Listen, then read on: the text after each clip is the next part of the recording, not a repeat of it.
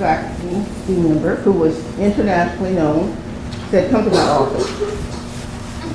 He sat me down and he said, you will not be successful in a university because a university is a white male world and you don't have the right kind of personality. Yeah. That was a little upsetting. I went home and my husband said, oh honey, you don't have to do that. And that's when I said, now I'm going to call my mother in California and tell her I'm not going to go back to graduate school because it's quite expensive. I didn't think it was a good idea. I got up, went there, didn't have a husband, got the degrees, you know, and went forward. I'm not saying anybody should not have a husband, but, you know, I've been there, done that, and that was fun.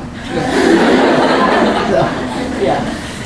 You've seen a lot of change in the past 50 years in the way that healthcare delivery systems have been created and failed, and some of them successful. What do you think right now about the way people are fighting over the Affordable Care Act? Well, it's hard to know. You know? So many people in our country have been disenfranchised. And I said when I was young, there was no medical insurance. The rich people paid for their insurance, and the poor people went to the emergency room, which they still do, by the way.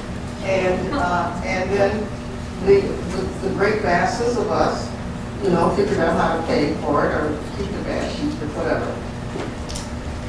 The older people, we don't have a healthcare system anymore, but because it's just sort of pieces and parts. And it is a system where doctors make a lot of money. Now, I'm not against doctors. I go to very good doctors. So, and I'm advantaged. And since I do have the job, I make sure I get to the care. And I have good advocates behind me. I have one of those healthcare things all made out until she died on things. But there's so many people in this country who are a truck hit my little car, which was programmed, which was, you know, it was diagnosed. But I went to the emergency room for the first time, and it was at Northwestern, very hospital. And unfortunately, it was from the city that went to the emergency room right there. All right, and I was sitting next to this lady who was very nice and helpful, telling me how to get this and that. And she said, I said, well, where are you here? She said she had 2 stents in her heart. She's African American, not for high income.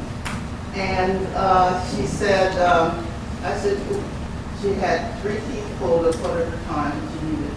And she said, I really needed to come to the doctor, come to the emergency room a few days ago, but I didn't feel like it. So today I got up, took my shower, and you know, this is her primary care physician.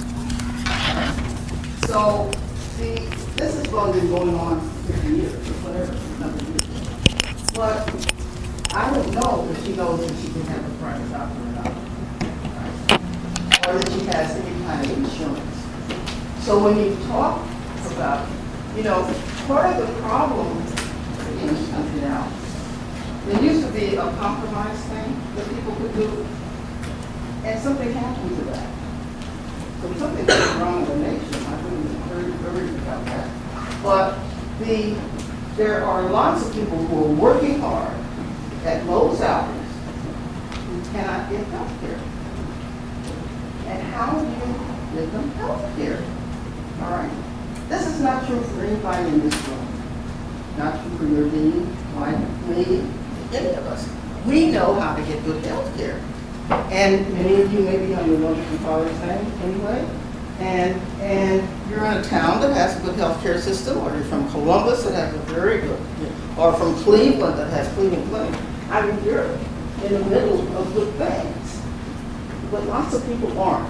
Or if they are, they don't know how to take advantage of it. Even if they have good education. I have a friend who's a lawyer, granted, and she said, I don't go to the coroner emergency room. I said, why is she? The coroner emergency room, all these little facilities that are set up that you pay for, versus going to In Chicago, there are 5 or 6 colleges of medicine, which means there are 5 or 6 huge, humongous healthcare facilities. You know, University of Chicago, Northwestern, Rush, you know, all kinds of things. People don't know how to take care of themselves properly. It is a hard thing. I don't want to say too much about the healthcare because I don't want to get into politics because people emote over things. And this is not a session we're supposed to be emoting. But look at how many more people are getting health care now than did before. You know, and the healthcare systems are changing. The healthcare are changing, and how do you connect things? Mr. Richards, Brian has a question for you. Brian, where you're at? Raise your hand so you can see where you're at. Brian wants to know, where do you think the future of nursing is heading regarding advanced degrees? All right, I have a lot of friends that are very, very well placed in nursing, right? And when I want to call for something, I don't call my girlfriend. I say, you know less than I know. You know, we graduated too long ago. I know nurses that are very well placed and all over the place. Their nursing over the years has been its own worst enemy. The people who we try to be peers with all have doctorates of one kind or another. Now the MD has a practicing doctorate. He or she doesn't have a real PhD, you know. So there are all kinds of practice between those people, right? Everybody thinks that they're better than the other person. When we're dealing with social workers, they have at least a master's, if not a doctorate. When whoever we're dealing with, even pharmacists, their first degree is a doctorate. All right. When I was in diploma school nursing, that was when Mildred Montag was experimenting. It was part of a dissertation. She didn't know it was going to create all this havoc. She created the associate degree program, and it was supposed to be tried out in 2 or 3 places. Well, and she considered it the terminal degree. You were not supposed to go any further, and you were supposed to be good little nurses with that.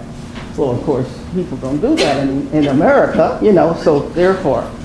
So we had the diploma school, which mostly has faded out, but not totally. And that's a good thing, I think.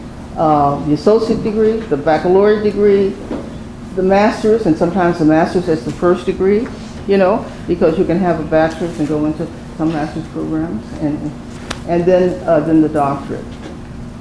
So I have a lot of friends in nursing over the years, and many people believe the doctorate should be the degree. Well, when I talk to somebody who's struggling through an associate degree program and is rearing 2 or 3 children, they don't want to hear that, you know, and I don't blame them. You know, I do know when to keep my mouth shut, all right? So they really, you know, but we need to somehow even pull the associate and the baccalaureate together. That's why I always loved it here, because we at least had the BS and completion program, and now we have the generic, all right? So the baccalaureate, many places, they assume and accept the baccalaureate as the entry degree, many places. And I know many places that they'll tell the associate degree, then we have, of course, the practical nurse. Oh, geez, Lord have mercy, what we have done. Then if you don't get your baccalaureate by X date, you will not have a position. I mean, and many places can do that now, particularly because they're in some places there's a quote-unquote surplus of nurses, you know, or sort of the position. So we're struggling right now in the profession to at least make the baccalaureate the entry degree. And then, of course, there are those other little degrees. So many wise nurses get at least their baccalaureate, and then they get the nurse practitioner, which if you can get that within a master's program, so you can get a nurse practitioner and your master's, and that really puts you in a very good position in the nursing field. If you want to be a faculty, though, you know you have to get your doctorate. All right. So As a nurse, how many different nursing professional organizations are you a part of, and what value do you place on organizations? Well, it seems like I'm part of have been a part of a lot of things, and I am retired, and I really don't need all that, right? But I mean, may I have a sip?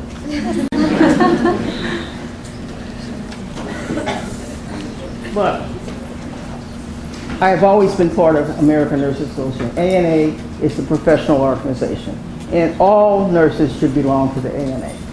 The ANA has all kinds of stresses and strains and problems. And the latest thing I got in the mail is there's like two ANAs. There's the one that's the union and the one that's the other. I think I'm part of the one that's not the union, all right. Because you have to be, in order to become a member of the American Academy of Nursing, you have to be a member of the ANA. And that's the very prestigious organization. There's 2.5 million nurses in the country, and there were 1,000 people in this organization. That should show you how selective. I think they moved it up to about 1,500. All right, so I am a member of the American American Academy of Nursing. So I keep my memberships on that. All right, and those have been important to me. And I have a lot of friends that are in that, and et cetera. And that's how I got in. You have to be sponsored. And so when I became a chancellor, which means like a president of a college campus, and with Indiana University, the president is over the 8 college campuses, and then on each campus is the chancellor, and I was over one campus, all right? So then I had very good friends who sponsored me to become a member of that association in 1993.